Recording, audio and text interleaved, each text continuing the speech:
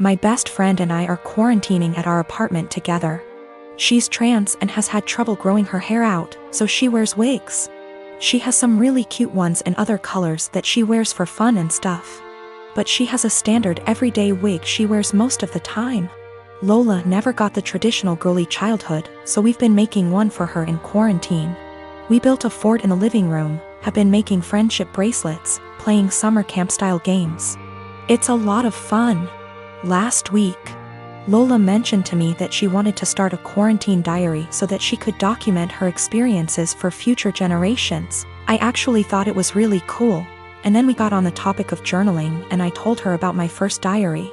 One of those flismy lock diaries that every girl had as a kid. We bought matching ones as part of our Give Lola Her Childhood Back crusade. They took a little while coming in, but we got them on Friday. Saturday night, some of our friends from college decided to do an impromptu girls' night in. Lola was in the shower, so I answered the Zoom without her. Lola is not out to anybody at our college and I respect that. This is her fresh start and she has a right to decide when she wants to come out to these people, if at all. I know I wouldn't 100% trust some of the people at our school with something as personal as this. We were talking about what we've been doing in quarantine and I mentioned that we had gotten the diaries. I said it was for the nostalgia and they wanted to see the diaries. We left the box in Lola's room, so I went in to show them. Lola and I go into each other's rooms all the time, we're basically sisters to one another, and it's just about second nature. When we were younger, we had keys to each other's houses. I didn't think anything of it. I flipped the camera to show the diaries and didn't flip it back. I got distracted by a cute choker on her dresser and forgot that the camera was flipped back / there was anything to hide. They knew Lola has worn wigs out to parties / the club / etc., but her everyday wig was right out in plain view, and one of our nosier friends asked what the new wig was. I completely blue-screened and someone else realized that it was Lola's hair. I genuinely had nothing to say. They were asking why Lola wore a wig and I had no explanation. I didn't want to out her. Someone else came to the conclusion that Lola must have cancer or alopecia or some other horrible thing that causes hair loss. They've decided that she was just too embarrassed to say, and they all started going on about poor Lola, etc. I just didn't know what to say and I said it wasn't my place to confirm / deny. I hung up and immediately told Lola. I apologized profusely, and I know how badly I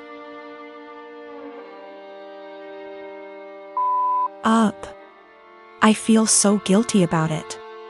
But, understandably, she's upset. Now, she's being forced to decide whether or not to out herself. Lola, understandably, doesn't want to lie about having some serious disease and people are already trying to show support. At the same time, though, she doesn't want to have to come out. I don't know what to do. I want to support her, but she doesn't want to even see me right now. So me and my girlfriend have been together for about a year now. It's been a big adjustment, but I think we've done well so far. I had 2 kids before her and she isn't used to kids, but I think she's doing well and I think my kids really like her. I'm a widower, my wife passed away a few years ago from cancer. It definitely hit me like a truck and took me a while to recover from. It took me a really long while to get back out there, but I eventually did a few years ago. My daughter is 13. She is in middle school now and is obviously growing. So usually on Thursdays after I drop off my kid and I do some chores, me and my girlfriend usually have a lunch date. Just so you know, this is not at all something that happens all the time. I try my best to be both mom and dad, but I'm still figuring it out. Lately my daughter been moody and very emotional. I had a thought that it could be her period because she's getting to that age on Thursday. A few hours after I dropped her off I got a call from my daughter and soon after the school, because she had ended up getting her period in school. She was really upset and crying and she said that she was really embarrassed. I quickly went to go pick her up and shot my girlfriend a text that I couldn't make it and had to go pick up my daughter. I was low-key freaking out and that's why I was pretty brief, so I rushed over there really quickly to go pick her up. She was in tears. I brought her home. She got cleaned up. My girlfriend came home while she was in the shower and I explained the situation, but she was still mad. I really wasn't expecting her to be mad. I don't really feel that I stood her up. I still sent her a text. It was really just under heat of the moment and I was really focused on one thing and it was an honest mistake. She lost it on me, saying that it was a move to leave her hanging like that and not even answer the phone when she was calling her to see why I set her up.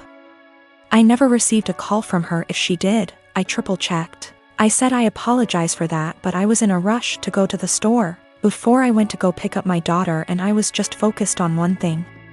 She said that it wasn't an excuse to stand her up.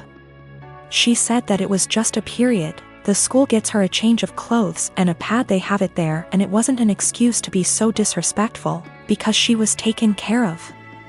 I tried saying that she probably just wanted to be in the comfort of her own home and she was really embarrassed, so I should go pick her up.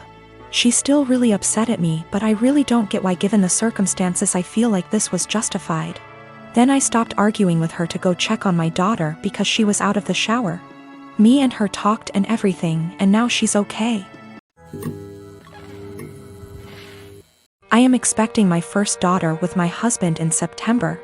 I grew up in a moderately religious household with pretty strictly defined gender roles. As in, since I was a girl, I had chores around the house while my younger brother did not have to do anything. I don't talk to my parents for a variety of reasons, going on year 5 now, so they do not know I am pregnant. Both my aunts and grandparents were very supportive of me leaving my household and as such have been my main family. Being 6 months pregnant now, people have started to give gifts and I am very grateful for them. We have decided that we don't want our daughter to be surrounded by pink everything with only girl things. So we have made a conscious effort to include traditionally boy outfits and toys like dinosaurs and cars. We have told people that any gender items would be accepted, and if it's getting too much pink, we have gone out to balance a bit. Getting a green jacket or something. My younger aunt has taken great offense to this because boys are boys and girls are girls. And she is a very verbal and loud person and has let us know several times her opinions. She has 2 boys. At my baby shower, my older aunt gifted us a book called Goodnight Construction Site and a little stuffed truck. My younger aunt went on a tirade about how we are somehow making our daughter trans and not allowing her to be a girl. And she's a loud person, so of course her saying this was more like a yell. And in front of my very liberal in-laws who are very supportive of our choice. Pregnancy hormones took over and I grabbed the toy, gave it to my younger aunt and asked her what part of the penis was needed to operate this toy truck. She yelled that's not what she meant and left. The rest of the baby shower went fine, but it was a bit awkward after. Since then she has been blowing up Facebook where a bunch of people agree with her that I am making my daughter trans, and have been telling me that I was an asshole. The rest of my think what we are doing is fine, but that I shouldn't have handled it that way. I do not care if she ends up loving pink and unicorns etc., we will get her them then. I just was trying to balance out the sheer amount of pink items we were getting from friends and family. Almost every single gift has been heavily pink or girl influenced. To the point where she would not be dressed in anything but pink if we did not go out and buy some more boy things. I also am generally not a person who argues. But I feel like a bit of an a-holy because I intentionally said this as deadpan serious as I could and with the intent to embarrass her in front of our family members present. My delivery and question did have the intended effect and she went quite red before leaving. This was also the first transphobic comment I've ever heard out of her mouth. While we all grew up quite conservative, my older aunt coming out 27 years ago really changed my family's perspective. My grandparents have changed from what they previously viewed and my aunt was always supportive of my other aunt. My younger aunt always wanted a girl. So I thought she was just trying to act out her fantasy girl with all her gifts and preferences. My husband Derek and I have been married for 3 years, together for 7 total. Several years ago, about 6 now, I guess, I worked closely with a male coworker, Paul, that Derek was never fond of. Paul and I never had an inappropriate relationship. Derek's jealousy wasn't completely out of nowhere, I get why he felt that way. Those couple years were a perfect storm of relationship stress. I was working long hours.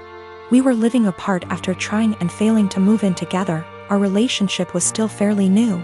And then you add in a handsome coworker I had to spend long hours with and saw more than my boyfriend at the time.